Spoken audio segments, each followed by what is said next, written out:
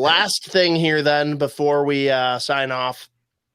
We know the Wild are picking at either 21 or 22, depending on how the Seattle Kraken finish out here. But so just talking early 20s, like I know one guy you brought up as an option for the Wild at that spot, Nate Danielson. What do we think about him and how could he fit?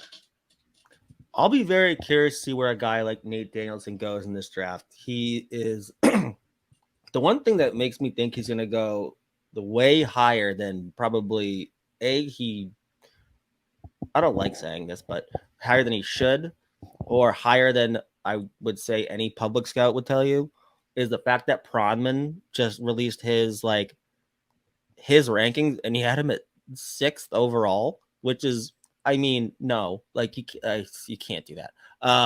But he's a good player, man, and like really fun to watch. And I think, especially in the offensive zone, he's very fun. Tons of skill. He's got a real good shot, decent enough skater, and he plays a game that's really predicated around offense. But like, there's enough foundation there where I think he can be coached in a very good two-way center at the NHL level. And again, it doesn't hurt that he's like 6'1". So if you're looking at Minnesota targeting centers with some size and with some like pretty high ceiling in terms of offense, and I think that at the NHL level, he's a center. Like, I don't think he's a winger. So Nate Danielson would probably be a pretty good piece to add to this prospect pool. He's a really fun player to watch. Had a real nice year at Brandon. He went on one streak of like a 20-game point streak or whatever.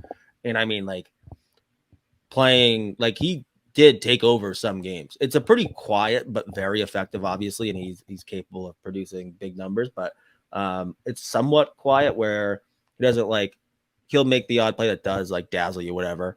But I think he's a very smart player. And again, I just like the foundation of tools that he has there and the skill set. And the fact that he's a center with size with like decent high upside in terms of like offensive ceiling. And guy that definitely I think can develop into an effective two-way player. I think that would be a really good guy to add into this prospect pool for sure. If they want to go the center route. Another guy that's slipping that I think probably looking at his game, especially this year, that he's most likely a winger at the NHL level, but he's definitely capable of being a guy that if he can kind of put this year behind him, a guy like Braden Yeager, who entered this year and everyone's like, he was the guy challenging for that 5th, 6th spot. Just had an off year, but I mean, as an underager, the WHL, he set a new record for Moose Jaw for goals. By the way, the guy that he beat was Theo Fleury, nut job, but very good at hockey. He scored 30 fucking goals in the WHL as an underager. Like, that's unbelievable. And definitely an off year this year, like right around a point per game, a little less. But I think everyone was expecting like a blowout, like big time year right behind Bedard in points. Maybe not right behind him because no one was right behind him. But that's a guy, he's like 6 foot. He's plays a fucking hard game. Like he can be physical, but I think he just plays too much on the perimeter. He's probably a winger at the NHL level, but like there's legit ceiling there. He could be a 30-30 guy for sure if everything goes right for him. There's another guy there. And you know who I'm very curious about? It would be a risk. I probably at this point, he'll probably go in the first round just because he's fucking big and mean and he's a center. But I am very curious now with the Wisconsin coaching change, this recruiting class that's coming in, what that'll do for a guy like Charlie Stramel. Like, I don't necessarily see a ton of offensive upside at the NHL level, but I think he's a very safe pick. Unless you take him high. So like, I mean, at this point, if like, whatever, maybe 25 and beyond, I think, and I'm not saying that the Wild should do this, but I'm just like with this coaching change at Wisconsin, I'm curious to see what happens with a lot of those guys specifically. Like, I'll be curious to see what he looks like next season. I don't think he'll be in Wisconsin, man. Like, he's not nearly old enough for Mike Hastings. Good point. It's true. And they're poaching everybody apparently, and everyone's upset about it.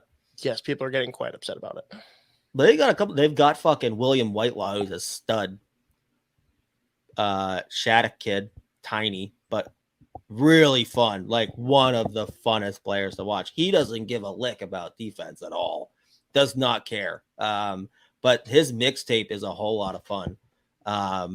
we'll see how he's another one that's gonna be fascinating. He's super undersized, but he does play hard. He's physical, and his skill is insane. His shot is a joke. Like, he's a very, very fun player to watch. He lit it up at the Holinka last summer. I'll be curious to see what NHL teams think of him, but those would be two guys I would look at, though. Danielson, Jaeger would be it's a bit risky. So he's not a center, though, to you. Jaeger's not a center. No, I think a lot of people have probably he's on the periphery too much and relies so much on that shot.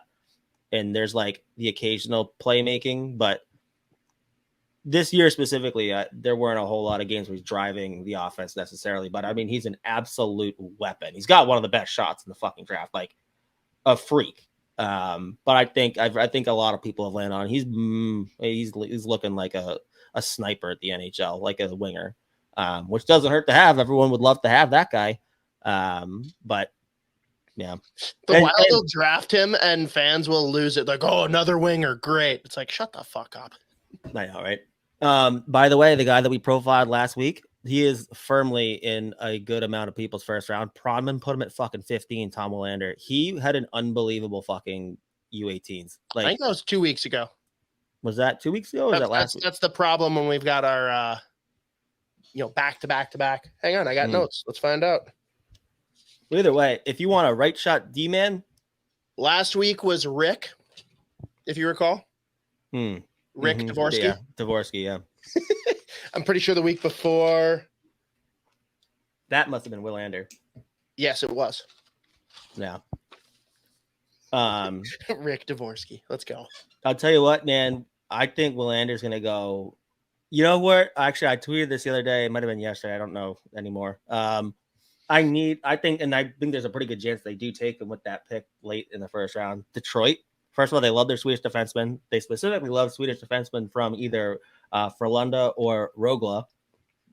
But they need a right shot D-man. He's got some upside. Like the second half of the season, Willander's shown some like real upside offensively, but he's definitely a safe fucking right shot D. I think he's a firm number 4. If he's right behind Seider, and then you have a second pair of both from Rögle, Wallander and Willander in Detroit. That would be fucking so funny. And I mean, it's like realistic. So, all right. So you're calling that. Do you see a world where Wallander gets taken before all name team leader, in my opinion, Axel Sandin Pellikka? Yes, only because I don't think that would be the right way to go. But Pellikka, like, it's a bet on, first of all, the offense, because like Sandin Pellikka, like, I mean, it is unbelievable to watch this kid play. Like, he was like a goal per game in the J20 this year as a defenseman.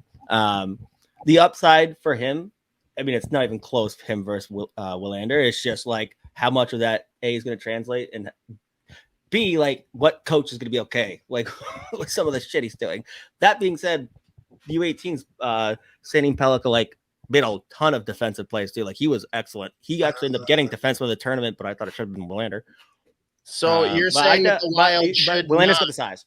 The Wild should not, under any circumstance, draft Sandin Pellikka because he's a specialist. He will get traded in a couple of years, obviously. Nice. But I do think there's a world. Again, he's just as mobile. Like, they're both, like, Willander's one of the best skaters in this draft, especially as a defenseman. The 4-way mobility is outrageous. He's got the foundation of tools. There's some offensive upside for sure.